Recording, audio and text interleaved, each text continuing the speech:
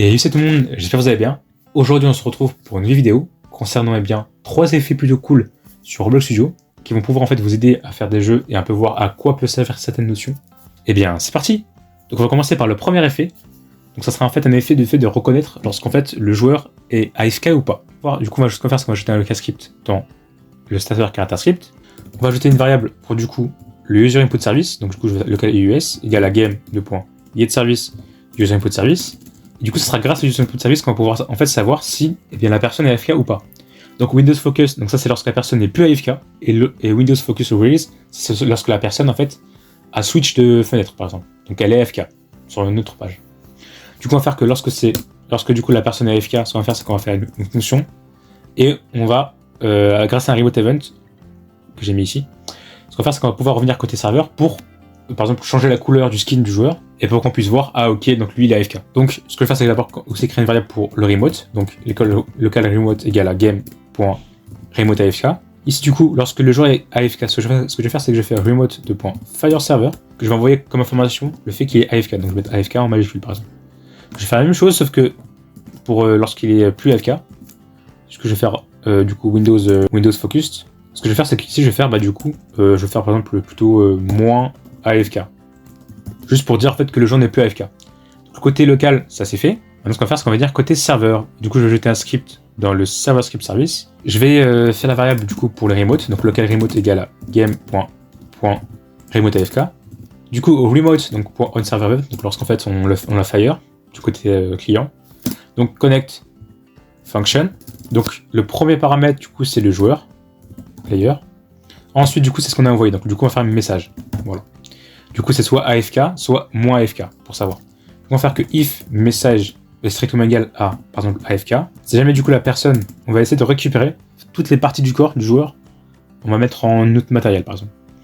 Juste commencer d'abord à créer une variable pour tous les enfants. Donc du coup, je vais faire local part player, voilà. Du coup, je vais faire player.caractère de .get descendants, voilà. Pourquoi comme ça, en fait, par exemple, pour les cheveux. Donc les cheveux en fait c'est plutôt des accessoires généralement. Ou alors par exemple les items, les accessoires, par exemple les épées, là, une épée, voilà, un accessoire. Et bien c'est une épée qui sera composée par exemple d'une part ou de mèche.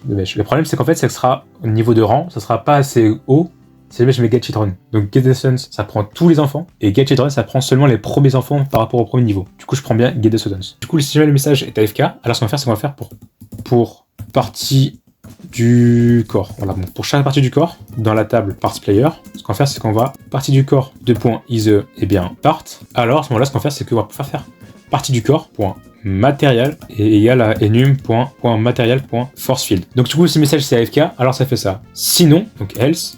Alors du coup, si jamais le message n'est plus, du coup, si jamais le joueur n'est plus AFK, ce qu'on va faire, c'est qu'on va faire la même chose qu'ici, sauf que cette fois-ci, on va transformer le matériel en plastique, parce que par défaut, c'est plastique.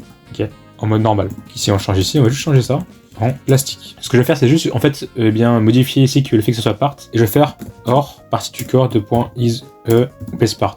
En fait, base part, c'est plus les parties du corps du joueur, sauf en fait la tête. C'est un peu une spécificité qui est en fait plutôt une part. Donc forcément là aussi il va falloir que je modifie. Donc base part. Et ici je vais faire aussi. Donc là quand je vais jouer, vous allez voir. Ce que je vais faire, c'est que je vais faire exprès d'aller sur une autre fenêtre. Et vous en faites que maintenant, par contre si je reclique dessus, donc du coup je suis plus AFK. Il faut bien que maintenant tout mon corps est normal. Donc voilà, donc c'est un effet plutôt cool je trouve. En tout cas j'espère qu'il vous plaira. Et puis sinon on passe au prochain. Donc maintenant on va passer à un autre effet.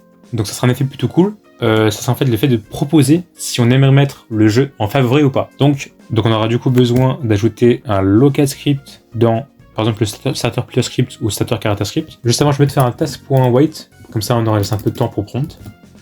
Du coup on aura besoin du avatar editor service il me semble. Donc avatar editor service égale à game de .get service avatar editor service. Et du coup avatar editor service de prompt set favorite. Donc ce sera grâce à ça qu'on va pouvoir proposer au joueur s'il aimerait mettre en favori ou pas l'autre élément. Donc item ID, donc c'est pas spécifiquement juste le jeu, hein. C'est tous les items en fait. Donc par exemple des vêtements, etc. Moi ce que je vais faire c'est que je vais faire game.placeID, donc du coup c'est l'identifiant de mon jeu. Item type, donc si vous voulez spécifier un peu l'autre type d'avatar. Donc ici du coup je vais mettre asset. Est-ce que j'aimerais que ce soit affiché ou pas? Oui. Du coup je vais mettre true. Donc là je vais lancer, je vais attendre 3 secondes et vous allez voir que d'un coup j'aurai un prompt. Alors le prompt se fera seulement si votre jeu est déjà publié. Donc moi c'est déjà le cas. Il faut que votre jeu soit publié. Voilà. Donc là, veux-tu ajouter jeu sans titre, bon, c'est pas comme ça mon jeu, à tes préférés. Donc moi je vais mettre oui. Donc forcément, donc là c'est un test, donc ce jeu-là ne sera pas dans mes favoris. Par contre, si je suis dans Roblox, là ça va marcher, et ça va mettre ce jeu dans les favoris. Donc voilà, donc ce sera un effet avec la caméra qui va se passer en fait lorsqu'on ouvre le menu. Il me semble que dans le dernier épisode, j'avais déjà fait un truc comme ça avec le menu. Bah maintenant je vais le refaire, mais avec un effet en plus, avec du blur, donc un effet du flou en fait. Donc on y va. Donc je vais mettre du coup un local script dans le starter GUI. Je vais créer une variable pour du coup le GUI service. Donc ça sera du coup grâce au GUI service que je vais pouvoir accéder au menu. Égale à game2.getService GUI service. Je vais aussi récupérer du coup la caméra, donc local caméra égale à workspace.currentCamera. Et je vais aussi avoir besoin du twin service parce que je vais faire du coup mes deux effets de twin d'animation. Donc game2.getService twin service. GUI-service.menu opened .connect function. Du coup, je vais commencer à créer du coup le blur. Donc local blur égale à instance.new blur effect. Le parent du coup, ça sera le game.lighting. Là, je vais vous montrer tout de suite. Quand je vais sur lighting ici et que je mets du coup blur effect, ou bien que d'un coup c'est flou, ça fait mal aux yeux un peu, mais bon, c'est comme ça. Et du coup, je mettrai un nom. Donc par exemple, je vais mettre blur.name. On va mettre flou. Ouais, pourquoi pas. Donc blur.size égale à 24, on va ici, on va mettre. Et du coup ensuite, pour les GUI services, donc lorsqu'en fait c'est menu close, donc lorsque c'est fermé, on va chercher donc game.lighting.flou, du coup c'est comme ça que je l'ai nommé, .size, on va mettre égal à 0, c'est facile. Et ensuite ce qu'on va faire, c'est qu'on va faire, eh bien, game.lighting.flou .destroy. Donc vous voyez que c'est vraiment basique, hein, mais c'est juste pour aller vite fait et pour juste vous montrer un peu l'importance de cet effet-là. Donc là, je joue tranquillement et tout. Je me dis, bon, bah, je vais aller sur le menu maintenant. Je vais cliquer sur la chape. Et vous voyez que maintenant, j'ai une espèce de flou. Et quand mon menu est fermé, bah, du coup, il disparaît.